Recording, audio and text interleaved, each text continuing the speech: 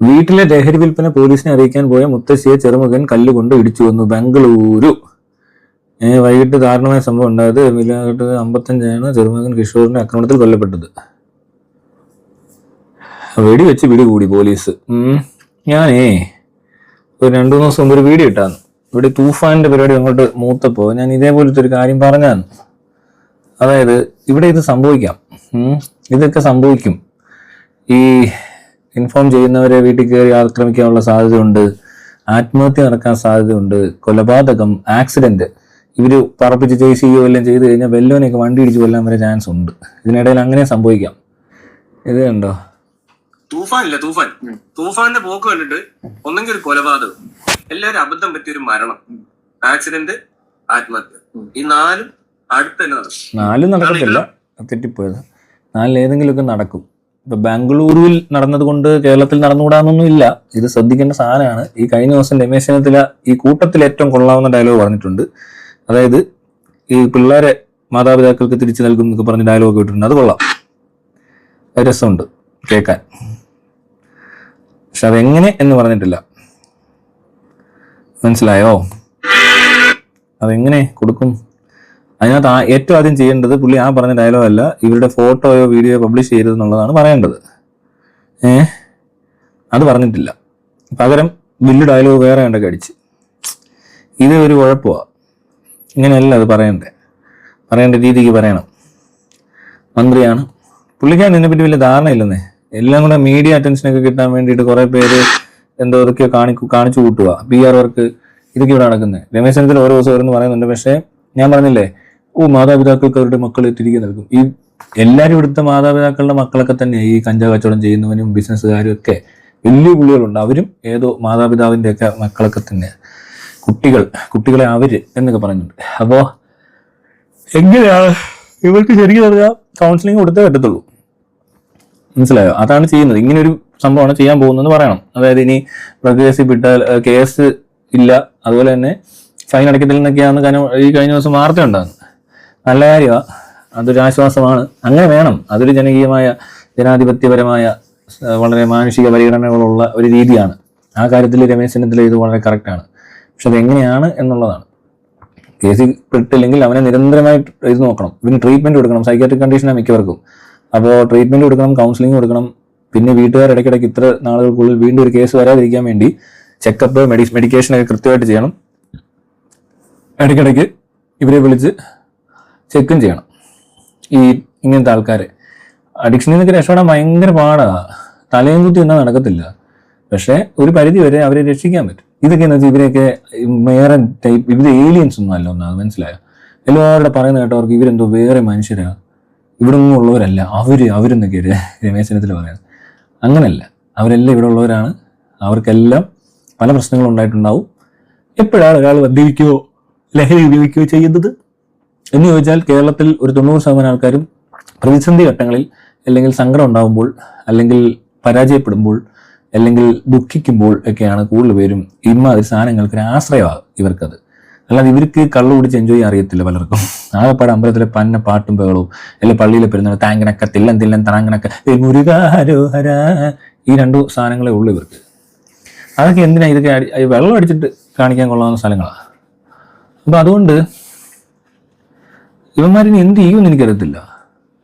എന്താണേലും അതിനകത്ത് ഒത്തിരി കാര്യങ്ങൾ ഇനിയും ചെയ്യാനുണ്ട്. ഇനി ഈ പറഞ്ഞ പോലെ ഈ പിടിക്കുന്നവരൊക്കെ പിടിച്ചിട്ട് പെറ്റിയടിക്കുകയോ ഈ കേസാക്കുകയോ ചെയ്യരുത്. പകരം ഇവർക്ക് ട്രീറ്റ്മെന്റും കൗൺസിലിങ്ങും കൊടുക്കണം. ഞാൻ ഈ പറഞ്ഞ പോലെ കെയർ ചെയ്യണം ഇവര്. ഈ ആരെ അങ്ങനെ മാത്രമല്ല, ഈ പടമൊക്കെ പത്രത്തിൽ വന്നു കഴിഞ്ഞാൽ നല്ലൊരു ജോലി പിന്നെ കിട്ടിയില്ലെന്ന് വരും. ഇവർ ചെക്ക് ചെയ്യുമ്പോൾ ഉടനെ ഈ കമ്പനിക്കാർ അത് ചൂഷണം ചെയ്യും, ഉറപ്പായിട്ടും ചൂഷണം ചെയ്യും. ഈ പിള്ളേർ അടിച്ചെന്നോ കുടിച്ചെന്നോ പറഞ്ഞുകൊണ്ടൊന്നും അവരുടെ സമനില തെറ്റാത്ത ആൾക്കാരാണെങ്കിലേ എന്തെങ്കിലുമൊക്കെ നല്ല കഴിവുള്ളവനൊക്കെ ആയിരിക്കും. ചിലപ്പോൾ ഇടയ്ക്ക് റിക്രിയേഷണൽ ഡ്രഗ് അല്ലേ ഇതൊക്കെ, എന്തെങ്കിലും ഒന്ന് ഉപയോഗിച്ച് പോയെന്ന് പറഞ്ഞുകൊണ്ട് അയാളുടെ ജീവൻ തകർക്കേണ്ട ആവശ്യമൊന്നുമില്ല. പിന്നെ വലിയ കച്ചവടക്കാരനൊക്കെ ആണെങ്കിലും പിടിച്ചു കഴിഞ്ഞാൽ അവൻ്റെ ആ ഒരു ഇത് നോക്കണം, അവൻ്റെ സാമ്പത്തിക അവസ്ഥയൊക്കെ. അവൻ തീരെ നിവൃത്തിയില്ലാത്തവനാണ് അവനെ ഉപദ്രവിക്കാതെ മീഡിയയിലൊന്നും, എന്നേ തന്നെ മീഡിയ കൊണ്ടായില്ല ഇതൊന്നും. ഈ വഴിക്കാണ് പോകുന്നതെങ്കിൽ മീഡിയയിൽ ഇവരുടെ പടം വരേണ്ട യാതൊരു ആവശ്യമില്ല. അത് മീഡിയ തന്നെ അത് തീരുമാനിച്ച് ചെയ്യേണ്ടതാണ്. കഴിഞ്ഞ ദിവസം നമ്മൾ തമ്മിൽ എന്നൊക്കെ പറഞ്ഞ പരിപാടിക്കകത്ത് ചർച്ച നടത്തിയത് ഓൺലൈൻ മീഡിയക്കാർ പ്രൈവസിയിലോട്ട് ഇടിച്ചു കയറുന്നോ മറ്റേതാണോ, പലർക്കും അസ്വസ്ഥത ഉണ്ടായെന്നൊക്കെയാണ് പറയുന്നത്. പക്ഷേ ഇത് അസ്വസ്ഥതയല്ല. മെയിൻ സ്ട്രീം മീഡിയ ചെയ്യുന്നത് അസ്വസ്ഥത ഉണ്ടാക്കുകയല്ല, ഒരു മനുഷ്യന്റെ ജീവിതം തകർക്കുവാണ് ചെയ്തുകൊണ്ടിരിക്കുന്നത്. അയാൾ കഞ്ചാവ് അടിക്കുകയോ വിൽക്കുകയോ ചെയ്താലും അതിനെല്ലാം ഉത്തരവാദി ഇവിടെ ഉണ്ടാകുന്ന പോലീസും പട്ടാളവും ഒക്കെ തന്നെയാണ്. അവൻ്റെ അത് എത്തിയിട്ടുണ്ടെങ്കിൽ അതിൻ്റെ ഉത്തരവാദിത്വം ആർക്കാണ് എന്ന് ചോദിച്ചാൽ അത് പോലീസിനും എക്സൈസിനും അല്ലെങ്കിൽ ഇവിടുത്തെ ഭരണാധികാരികൾക്കൊക്കെ തന്നെയാണ്. അല്ലെങ്കിൽ ബോർഡർ കടന്ന് ഇത് ഇങ്ങേ അറ്റം വരെ എത്തത്തില്ല. ആ ഉത്തരവാദിത്വം മറന്നുകൊണ്ട് അല്ലെങ്കിൽ കണ്ണിപ്പൊടിയിടുന്ന പരിപാടി ചെയ്യുന്നവരുണ്ട്. അപ്പോൾ അത് കുറച്ചൊരു അന്തസ്സായിട്ട് ചെയ്യുന്ന രീതിയാണ് ഇപ്പോൾ രമേശ് ചെന്നിത്തല പറഞ്ഞേക്കുന്നത്. അതായാലും നല്ലൊരു കാര്യമാണ്. ഓപ്പറേഷൻ തൂഫാൻ എന്നും പറഞ്ഞ് ഈ മറ്റേ പെരുമ്പാവൂരൊക്കെ പോയി എന്ന് പ്രസംഗിക്കേണ്ട ഒരു ആവശ്യമില്ല. അതൊക്കെ പട്ടി ഷോ പോലെ തോന്നും. കുറച്ച് ഹിന്ദിയൊക്കെ പറയുന്നത് എന്തിന് ആ ബംഗാളികളെ അടിച്ചു വരുത്തായിരിക്കും വന്നിരുന്നവന്മാർ കുറേ പേര്. ഇത് കഴിഞ്ഞിട്ട് പിന്നെ അടിച്ച് കാണുന്നവന്മാർ എല്ലാം തന്നെ അവരെന്ത് ചെയ്യാനാ ഈ ജയിലിൽ ഇറക്കി കൊണ്ടുവന്നു. ഇത് ഇവന്മാർ പിന്നെ ഇവിടെ ഇട്ട് തീറ്റി പോയിട്ടു. ഇവർക്കാണെങ്കിൽ ഐഡന്റിറ്റി കാർഡില്ല. ഇവിടെ ശരിക്കും പിന്നെ ഗൾഫിലൊക്കെ വന്ന് ജോലി ചെയ്യുന്നവർ കാർഡ് കൊടുക്കണം. അതെന്താ രമേശ് ചെന്നിത്തല പണിയായിരിക്കത്തില്ലത്. പിന്നെ വേറെ കാര്യം ഞാൻ പറയാം, മദ്യത്തോളം അഡിക്ഷനും അത് സെൽഫ് ഹാമും അതുപോലെ തന്നെ മറ്റുള്ളവർക്കും ഹാം ചെയ്യുന്ന വേറൊരു ഡ്രഗ് ഇല്ല. ഏറ്റവും ഹാംഫുൾ ഡ്രഗ്സ് ലീഗലായിട്ട് വിൽക്കുന്നുണ്ട്. ഇവിടുത്തെ ബാറുകൾ ഒരുപാട് പലർക്കും ഉണ്ട്. അപ്പം അവിടെ നശിക്കാത്ത ജീവിതങ്ങൾ കഞ്ചാവ് MDMA അടിച്ച് നശിക്കുന്നു എന്നൊരു പടം വരച്ച് കാണിച്ചിട്ട് അവത്തേലോട്ട് കല്ലെറിയിപ്പിക്കുക ആൾക്കാരെ. സത്യത്തിൽ മദ്യം കഴിച്ച് നശിച്ചു പോയ കുടുംബങ്ങളുടെ എണ്ണം എടുത്ത് നോക്കിയാൽ, അല്ലെങ്കിൽ വ്യക്തികളുടെ മനുഷ്യരുടെ എണ്ണം എടുത്ത് നോക്കിയാൽ അത്രയും പേരൊന്നും സത്യം പറഞ്ഞ ഇവിടെ കഞ്ചാവ് MDMA ഒന്നും ഉപയോഗിക്കുന്ന പോലും കാണത്തില്ല. അപ്പോൾ യഥാർത്ഥ വില്ലനെ മറച്ചുകൊണ്ട് വെറുതെ അപ്പുറത്ത് നോക്കിയത് ഇതുകൊണ്ട് ഇവനാന്ന് പറഞ്ഞുകൊണ്ടിരിക്കുന്നവരുണ്ട്. ശരിക്കും മദ്യമാണ് ഏറ്റവും ഡേഞ്ചറസ് ആയിട്ടുള്ള ഒരു ഡ്രഗ്. അതൊക്കെ UK റിസർച്ചസും സ്റ്റഡീസും ഗൂഗിൾ സെർച്ച് ചെയ്യും ആൽക്കഹോൾ ദ ഡേഞ്ചറസ് ഡ്രഗ് എന്നൊക്കെ അടിച്ചു വെക്കുക. അപ്പോൾ അതിൻ്റെ ഇത് കാണിക്കും അവർ. ഈ ഏറ്റവും മുന്തിയവൻ ഇത് ആൽക്കഹോളോ പിന്നെ എന്താ ഫെൻറ്റാനിലോ അങ്ങനെയാണോ ഞാൻ മറ്റേ കൂടി നിൽക്കത്തില്ല ആ സാധനം, പിന്നെ ഹെറോയിൻ അങ്ങനെയൊക്കെ വരുന്നത്. ഏറ്റവും അവസാനം 8ാം സ്ഥാനത്തെങ്ങാണ്ട് കഞ്ചാവ് കിടപ്പുണ്ട്. MDMA അതിൻ്റെ തൊട്ട് മുകളിൽ കിടപ്പുണ്ട്. ഏറ്റവും കുഴപ്പമില്ലാത്ത സാധനം മഷ്റൂം ആണെന്ന് പറയുന്നുണ്ട്. അതൊക്കെ അതിനിടയിലേക്ക് എക്സ്റ്റസി പില്ല്. മദ്യത്തിന് കുടിക്കുന്നവനും ബുദ്ധിമുട്ട്, അവൻ കാരണം പുറത്തുള്ളവർക്ക് അതിൽ കൂടുതൽ ബുദ്ധിമുട്ട്. ഈ സാധനമാണ് ഇവിടെ ലീഗലായിട്ട് വിറ്റുകൊണ്ടിരിക്കുന്നത്. ഒറ്റ ഉദ്ദേശമേ ഉള്ളൂ, ഇത് മാത്രമേ ഈ പറഞ്ഞ പോലെ ഇവർക്ക് കൊടുക്കാൻ കുപ്പിയിലൊക്കെ ആക്കി വിറ്റാൽ കാശ് ഉണ്ടാക്കാൻ പറ്റത്തുള്ളൂ. അത് ഗവൺമെൻറ് ഏറ്റെടുത്ത് പിന്നെയാണ് പ്രശ്നമായത്. ഇതിന് മാറുമോ? ഈ കഞ്ചാവ് എന്ന് പറഞ്ഞ സാധനം നമ്മൾ ഡെവലപ്ഡ് കൺട്രീസിലൊക്കെ അങ്ങ് ലീഗലാക്കിയപ്പോൾ അവിടെ എല്ലാവരും കഞ്ചാവ് അടിക്കുകയാണ്. എല്ലാത്തിനും ഈ പറഞ്ഞ കാശ്മീരൊക്കെ പോയി കഴിഞ്ഞാൽ കുളുമണാലിലൊക്കെ പോയവന്മാർ വീഡിയോ ഒക്കെ എടുത്തിടുമ്പോൾ കഞ്ചാവ് തോട്ടത്തിനകത്ത് കയറിപ്പുണ്ട്. എന്ന് വെച്ചാൽ കാശ്മീർ പട്ടി കൂടുതലും മണാലിലൊക്കെ ഉള്ളവന്മാർ മുഴുവനും കഞ്ചാവ് അടിക്കുകയാണോ? അവിടെ ഇത്രയും അടിമകളും ഇല്ല, ഇത്രയും പ്രശ്നങ്ങളും ഇല്ലെന്ന് ഇവരെന്തു ഈ പറയുന്നത്? ഇപ്പോൾ എന്തോ ഒരു പ്രശ്നം ഇല്ല ഇതിനകത്ത്. ഒന്ന് ആലോചിച്ച് നോക്ക്. നമ്മൾ ഈ പറയുന്ന പോലെ ഞാനിത് വെറുതെ ഊഹാപോഹം പറയുന്നതല്ല, എന്ന് മനസ്സിലാവുന്നവർക്ക് മനസ്സിലാവുന്നുണ്ട്. എല്ലാവരും ചുമ്മാ ഗൂഗിളിനകത്ത് കയറി ഒന്ന് നോക്കിയാൽ തന്നെ മനസ്സിലാവും ഇതിനകത്ത് ഏതാ എന്തോ പ്രശ്നം, ഏതൊക്കെ അടിച്ചാൽ എന്തൊക്കെയാവുന്നതൊക്കെ വളരെ കൃത്യമായിട്ട് എഴുതി വെച്ചിട്ടുണ്ട്. അപ്പൊ ഇവര് മെയിൻ സാധനത്തിന് ഏറ്റവും മുന്തിയ കള്ളനെ അവിടെ പ്രൊട്ടക്ട് ചെയ്തിട്ട് ചെറിയ പോക്കറ്റ് അടിക്കാരെ പിടിക്കാൻ വരുന്ന പോലെ ഈ കഞ്ചാവിന്റെ പുറകെ നടക്കുന്നത്.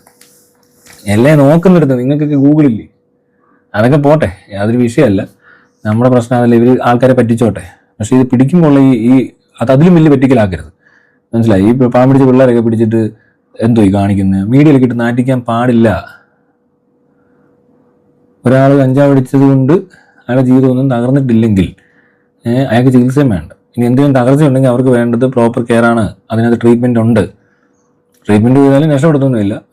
ഇതൊക്കെ ഒരു മെൻ്റൽ ഡിസോർഡർ ഉള്ള ആൾക്കാരാണ് കൂടുതൽ ഉപയോഗിക്കുകയും ഇതടിച്ചിട്ട് വല്ല കൊലപാതകത്തിലെത്തുകയൊക്കെ ചെയ്യുന്നത്. അല്ലാതെ ആർക്കും ഇതൊന്നും അങ്ങനെ അടിച്ചിട്ട് ആരെയും കൊല്ലാനൊന്നും പറ്റുമെന്ന് എനിക്ക് തോന്നുന്നില്ല. എത്ര അടിച്ചാലും ഇപ്പോൾ റോഡിൽ കിടക്കുന്ന ഒരാൾ ഒരുപാട് മദ്യപിച്ചു, വേറെ ആൾ മദ്യപിച്ചിട്ട് ഭാര്യ തല്ലും, വേറെ ആൾ മദ്യപിച്ചിട്ട് വല്ല ബിസിനസ്സൊക്കെ ചെയ്യും, ചിലർ പാട്ട് പാടും. ഫുട്ബോൾ കളിക്കുന്നവരുണ്ട് ഒരുപാട് മദ്യപിച്ചിട്ട്. അതിനകത്ത് ഏറ്റവും കൂടുതൽ മദ്യപിച്ച് ഫുട്ബോൾ കളിച്ച ആളാണ് മെസ്സി, പിന്നെ റൊണാൾഡോ. ഇവരൊക്കെ കള്ളു കുടിച്ചിട്ടാണ് ഫുട്ബോൾ കളിക്കുന്നത്. സച്ചിൻ ടെണ്ടുൽക്കർ അങ്ങനെയല്ല. സച്ചിൻ ടെണ്ടുൽക്കർ പാലും മുട്ടയും കഴിച്ചിട്ടാണ് ക്രിക്കറ്റ് കളിക്കുന്നത്. അപ്പോൾ അങ്ങനെയൊക്കെയുള്ള കുറേ കാര്യങ്ങളുണ്ട് ഇതിനകത്തൊക്കെ. എന്തിനാട്ടെ ഈ പറയുന്ന സംഭവം കേരളത്തിൽ നടക്കും. ആരെങ്കിലും ചെന്ന് പറഞ്ഞു കൊടുക്കുന്നതിൻ്റെ തലയടിച്ച് പൊട്ടിക്കാൻ ചാൻസ് ഉണ്ട്. കൊടുത്തെന്ന് അറിഞ്ഞു കഴിഞ്ഞാൽ പ്രശ്നമാകും. പോലീസുകാർ പിന്നെ ആരെങ്കിലും പിടിച്ച് ഇടിച്ചിട്ടാലും ചത്തുപോകും, അല്ലെങ്കിൽ ഓടിച്ചിട്ട് കൊല്ലും, ചേസ് ചെയ്ത് വണ്ടി ഇടിച്ച് ചത്തെന്നോ. ആത്മഹത്യ എന്താണല്ലോ ഒരു 2 മാസത്തിനുള്ളിൽ ഇതിൻ്റെ പേരിൽ കുറച്ചെണ്ണം ഉണ്ടെന്നുള്ള കാര്യത്തിൽ യാതൊരു സംശയം വേണ്ട. ചിലർ ഒതുക്കത്തി വല്ല അടിച്ചുകൊണ്ടിരുന്നവരെ പിടിച്ച് കഴിയുമ്പോൾ മറ്റേ ദീപക് ആത്മഹത്യ ചെയ്ത് കഴിഞ്ഞാൽ പോലീസുകാർ പിടിച്ചിട്ട് വല്ലവനാണ് ഈ കേസിലൊക്കെയാണ് ആത്മഹത്യ ചെയ്തെങ്കിൽ അത് ആത്മഹത്യ ചെയ്തതിൻ്റെ തലക്കിരിക്കും. അതേസമയം മറ്റേ പെങ്കൊച്ചിൻ്റെ ദേഹത്ത് തട്ടിയപ്പോൾ അത് പെങ്കൊച്ചിൻ്റെ തലക്കിരിക്കും. അവിടെ എല്ലാം ഉത്തരവാദപ്പെട്ടവരുടെ അനാസ്ഥയോ അല്ലെങ്കിൽ അശ്രദ്ധയോ അല്ലെങ്കിൽ അവരുടെ അഴിമതിയോ കൊണ്ട് സംഭവിച്ചു പോയ ഒരു കുഴപ്പത്തിന് ഇരയായവരെ തന്നെ വീണ്ടും ഉപദ്രവിക്കുകയോ പീഡിപ്പിക്കുകയോ മാനം കെടുത്തുകയോ എല്ലാവരുടെ ജീവിതം തൊലയ്ക്കുകയോ ചെയ്യലല്ല ഗവൺമെൻറ്റിൻ്റെ പണി എന്ന് കുറച്ചെങ്കിലും രമേശ് ചെന്നിത്തലയ്ക്ക് മനസ്സിലായതിൽ വളരെ സന്തോഷമുണ്ട്. ഇതൊന്നും മനസ്സിലാക്കാൻ ഇത്രയും ദിവസം എടുക്കത്തില്ല. ആദ്യം ചെയ്യേണ്ട സാധനമാണ് ഇപ്പോൾ ചെയ്തേക്കുന്നത്. ഇനിയുണ്ട് ഒരുപാട് ചെയ്യാൻ. ഇതൊക്കെ സ്കൂളിൽ പഠിപ്പിച്ച് തുടങ്ങിയോ? ഇതൊക്കെ ആദ്യം അവിടെ ചെയ്യ്, അതൊക്കെ അവിടെ തുടങ്ങ്. പിന്നെ കൗൺസിലിംഗ് സെന്റേഴ്സ്, ഈ de addiction centres, rehabilitation centres ഇത് വേണം. ഗവൺമെന്റ് ആശുപത്രികളിൽ സൈക്കാട്രിക് ഡിപ്പാർട്ട്മെന്റിലേക്ക് ആയിരിക്കണം ഈ പറയുന്ന പിടിക്കുന്നവരെ കൊണ്ടുവന്ന് ഡോക്ടറെ അയാളെ ചികിത്സിക്കണം. അയാളുടെ പ്രശ്നം എന്താണെന്ന് മനസ്സിലാക്കണം. ഇയാൾക്ക് മറ്റു വല്ല പ്രശ്നങ്ങളുണ്ടോ, ഇത് അടിച്ചതിൻ്റെയാണോ അതോ അതിന് മുമ്പുള്ളതാണോ, ഇത് എന്തുവരും അസുഖത്തിലാണ് ഇപ്പോൾ ഇയാൾ ഇരിക്കുന്നതെന്ന് അറിയണം. മനസ്സിലായില്ല? ആദ്യം ചിലപ്പോൾ ചെറിയ പനി ആയിരുന്നിട്ടുണ്ടാവും, പിന്നെ വയറിളക്കവും ഛർദിയും വരുന്ന പോലെ ഇപ്പോൾ ചെറിയ തോതിൽ പ്രശ്നം ഉണ്ടെന്നാണ് അടിച്ചടിച്ച് അവൻ ചിലപ്പോൾ വല്ല സീസോഫ്രേനിയോ അല്ലെങ്കിൽ ബൈപോളാറോ ബോർഡർ ലൈൻ പേഴ്സണാലിറ്റിയോ അല്ലെങ്കിൽ എന്താ പറയണ്ടേ ഇങ്ങനെയൊക്കെ വേറെ എന്തൊക്കെയാ ഉള്ളത് അല്ല വല്ല മറ്റേ എന്താ പീഡോഫിലിയൊക്കെ ഒക്കെ ആയോന്ന് അറിയണം.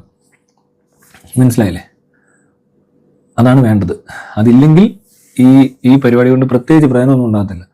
കാരണം ഇവരെ പിടിച്ച് പോലീസ് മടുക്കും. പോലീസിനും അറിയാത് ഇവന്മാർ അന്നാത്തില്ലെന്നൊക്കെ പോലീസുകാർക്ക് നല്ലപോലെ അറിയാം. എത്ര പ്രാവശ്യം പിടിക്കുന്ന ഓരോന്നിനെയൊക്കെ.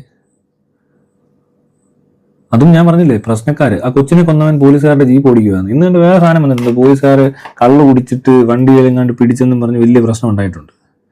പോലീസുകാർ നാണംകെടാൻ തുടങ്ങി ഞാൻ പറഞ്ഞില്ലേ, പോലീസുകാർ അടുത്ത് നാണംകെടും എന്നുള്ളതായിട്ട് യാതൊരു സംശയവും ഉണ്ടാവും. അടിച്ച് പേരുത്ത്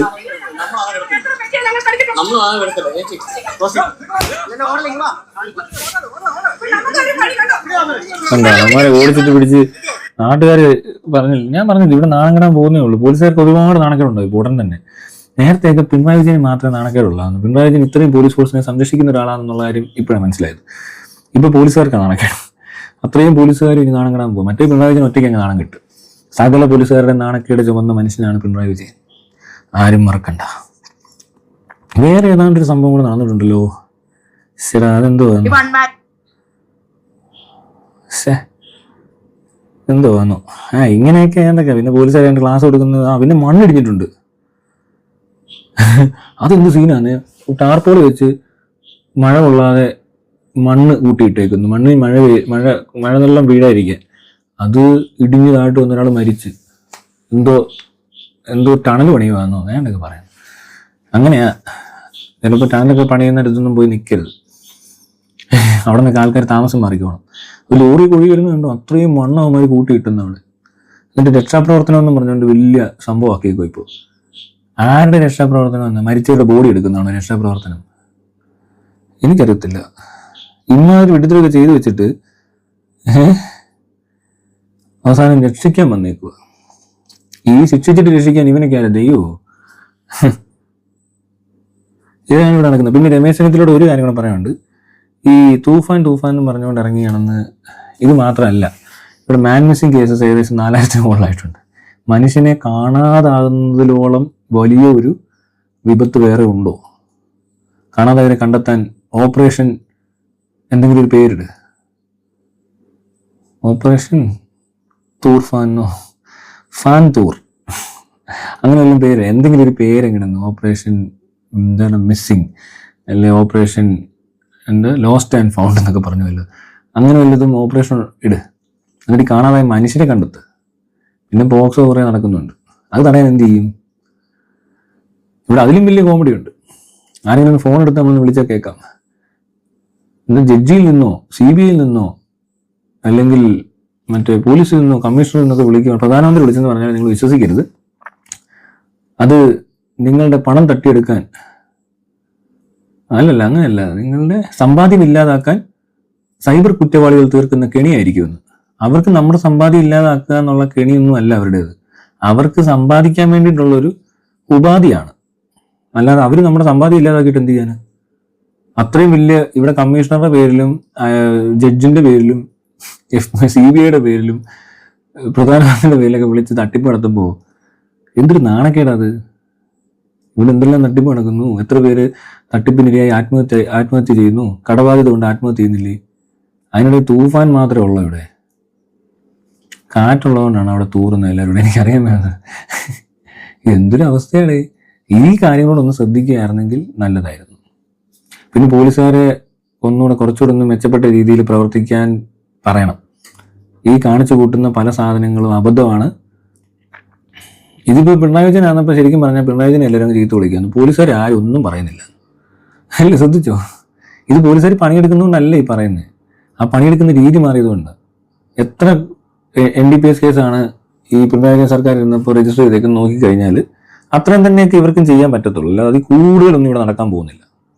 എന്ന് വെച്ചാൽ പുതിയ പുതിയ ആൾക്കാർ വരുന്നതിനനുസരിച്ച് പിടിച്ചുകൊണ്ടിരിക്കുക എന്നുള്ളതേ ഉള്ളൂ. അതും വേണം നോക്കിയാൽ കിട്ടും നമുക്ക്, അതൊന്നും വേണം ചെക്ക് ചെയ്യാം.